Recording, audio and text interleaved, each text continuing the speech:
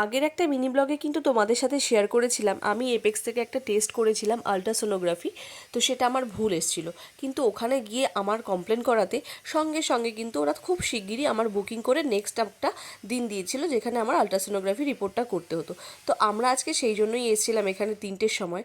আর test করে report পেতে পেতে যে আমাদের এতটা দেরি হবে ভাবতে পারিনি। আর যেহেতু আমার কাছে একদম আর সময় নেই, আর এই অবস্থাতে আমি বারবার আসতেও পারছি না, তো সেই জন্য আমরা বলেছিলাম আমরা আজকে ওয়েট করেই কিন্তু রিপোর্টটা নিয়ে যাব।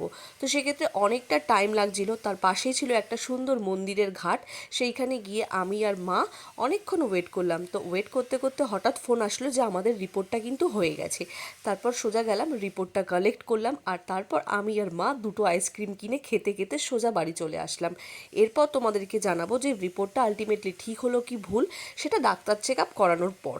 ততক্ষণ পর্যন্ত ভিডিওটা ভালো লাগলে লাইক করো, আর পরের ব্লগে কী হচ্ছে সেটা দেখার জন্য চ্যানেলটাকে সাবস্ক্রাইব করো।